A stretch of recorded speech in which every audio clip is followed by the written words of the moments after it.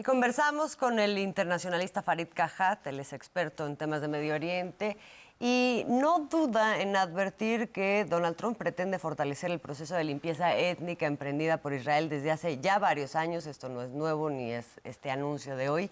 Y desde octubre del año pasado esto se ha profundizado. Pero qué tan viable es que prospere el plan anunciado en estos días por el presidente Donald Trump. Esto nos dice Farid Kajat. La limpieza étnica contra los palestinos no es nuevo, dicen, está pensando fuera de la zona de confort. Bueno, primero está pensando en un crimen de lesa humanidad. La limpieza étnica es un crimen de lesa humanidad, pero en segundo lugar, Israel ya desplegó una en 1947-48, y ahora se proponía hacer lo mismo en Gaza y no lo había logrado. Ahora viene Trump a sacarle las castañas del fuego. Recordemos que hubo un documento filtrado del Ministerio de Inteligencia israelí que decía explícitamente que una opción para Gaza era pedirle a la gente que se fuera al Sinaí egipcio temporalmente y luego no dejarla regresar. La limpieza étnica ha estado en la mente de los líderes sionistas desde el primer día. Además, Trump dice, como si eso mejorara la cosa, los vamos a expulsar, pero para que vayan a bonitas casas en lugares bellos donde puedan ser felices. No dice dónde y no dice quién financiaría ese proyecto, y queda claro que no lo haría Estados Unidos, porque el mismo día que declaró que quería apoderarse de Gaza, le cerró el financiamiento a la Organización de Naciones Unidas para los Refugiados Palestinos. Ese financiamiento americano, entre otras cosas, financiaba alimentos. Los quieres matar de hambre, pero les quieres hacer creer simultáneamente que vas a construirles un bello lugar en otro sitio, aunque nunca dijo que lo iba a hacer Estados Unidos, en el mismo momento en que estás en proceso de desmantelar a la agencia del gobierno americano, la AID, que podría ser la fuente de financiación para ese resentamiento. Entonces, yo honestamente creo que podríamos estar ante una de estas situaciones en las que Trump cada día dice algo más destemplado, más descabellado, y con eso distrae la atención de cualquier otro tema. Bueno, pero en este contexto sí de todas maneras llama la atención la postura de los países árabes, que en otros momentos han tenido un papel más activo, más articulado frente a cosas como esta, y ahora pues es distinto lo que han hecho, sí se han posicionado, pero nada más. Esto nos explica Farid Kajat. Bueno, desde que Egipto, que era el único país árabe con un ejército capaz de enfrentar a Israel en el plano convencional, firmó el acuerdo de paz con Israel, Israel ha actuado discrecionalmente, suponiendo, con suerte para ellos, con razón, que los países árabes no iban a hacer nada. Recordemos la invasión del Líbano en 1982, entraron hasta la capital misma. Y la Liga de Estados Árabes dijo que veía con preocupación la situación. Eso fue lo más lejos que llegaron.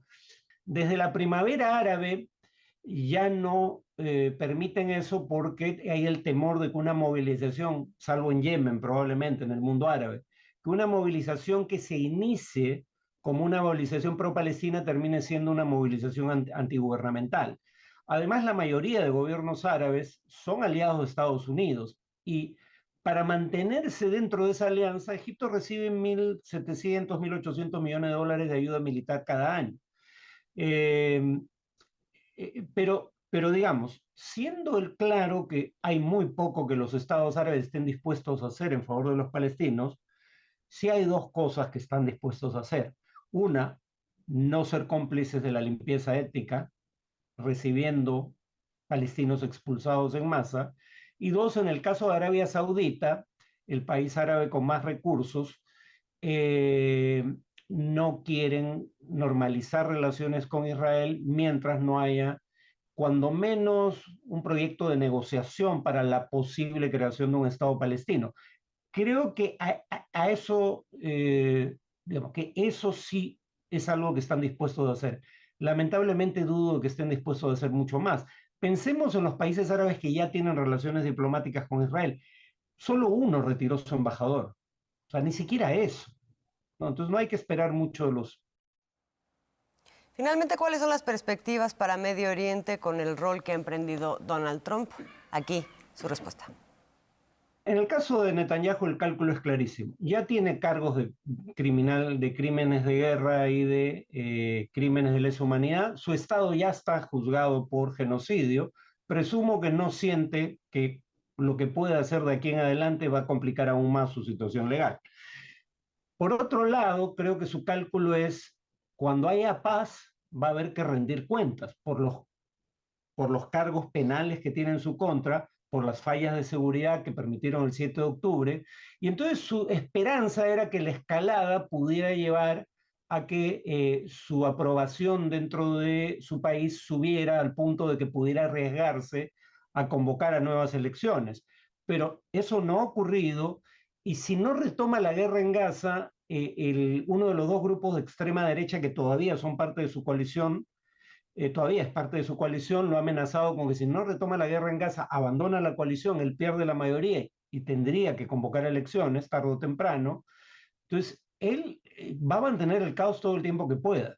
Cuando los israelíes se cansen de eso, pero eso no depende de la opinión pública, en realidad depende de que pierda la mayoría en el Parlamento porque tiene el mandato de una elección. Entonces, el cálculo de Netanyahu es claro. Él va a seguir en esto mientras nadie lo pare y no hay indicio de que lo vayan a parar en Israel, al menos por ahora, y claramente Trump tampoco parece interesado en eso. Lo que sí todavía me cuesta creer es que Netanyahu esté a punto de volver a iniciar la guerra. Creo que querría hacerlo, pero no parece que Trump esté de acuerdo con eso. Por eso está hablando de esto de permitirles que se vayan voluntariamente. Yo me atrevo a pronosticar que eso no va a funcionar.